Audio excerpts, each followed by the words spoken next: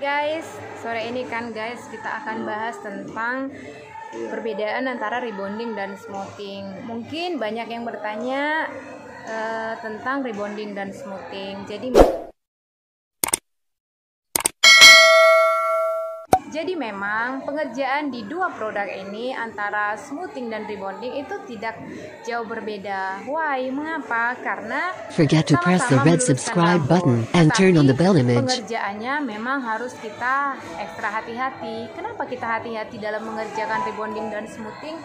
Karena gini ya guys, kita kan kalau mau puasa itu menjelang Idul Fitri ya guys, itu sangat banyak sekali orang yang smoothing. Kenapa banyak smoothing? Karena itu sudah menjadi kebutuhan wanita. Kebutuhan wanita menjelang tahun baru, Idul Fitri. Semua wanita di Indonesia pastilah rambutnya pengen cantik, rambutnya pengen lebih berbeda.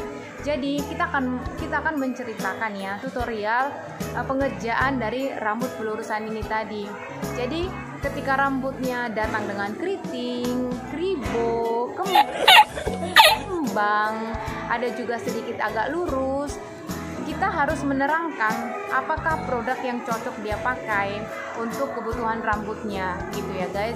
Jadi memang perbedaan dari rebonding dan smoothing hanya terletak di obatnya saja, tetapi kalau cara pengerjaannya tetap sama guys ya.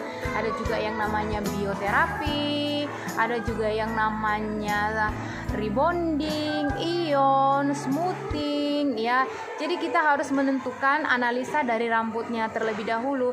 Kita analisa dulu rambut customer kita, apakah memang benar-benar rambutnya ini tadi produk apa yang cocok dia pakai. Apakah rambutnya virgin, apakah rambutnya bekas warna, bekas coloring, bekas highlight. Jadi tergantung dari rambutnya. Kalau rambutnya itu rambutnya halus, kita memakai obat yang normal. Jadi kalau misalnya rambutnya sudah bekas warna, kita harus pakai obat yang namanya untuk rambut. Ada rambut sensitif, ada obat untuk rambut warna, ada obat untuk rambut yang namanya bleaching ya. Jadi kita harus pakai sesuai dengan kebutuhan daripada si rambut itu tadi. Jadi kalau kita tepat memakai baik pengobatan, pencucian, pengeringan, kita percaya rambut customer kita tadi dia akan pulang dengan rambut yang namanya sehat dan lurus kembali. Tapi guys, ketika sudah 3 hari ya, rambut itu tadi harus benar-benar datang ke salon kembali untuk dimasker.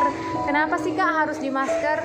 Supaya rambutnya berkilau kembali, supaya rambutnya itu jatuh dan lurus kembali ya guys. Jadi memang pastikan ketika rambut kita itu smoothing dan rambut kita rebonding ya, itu hanya yang membedakan hanya di krimnya saja, tetapi pengerjaannya tetap sama kita lakukan di salon kita. Jadi hanya ketika dia mau smoothing, kita lihat dulu rambutnya, apakah rambutnya itu bekas coloring, akan kita tujukan kepada rambut yang bekas warna, obatnya bekas warna.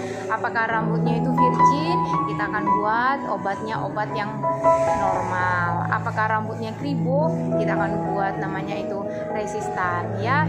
Jadi sekian dulu tutorial daripada perbedaan rebonding dan smoothing guys.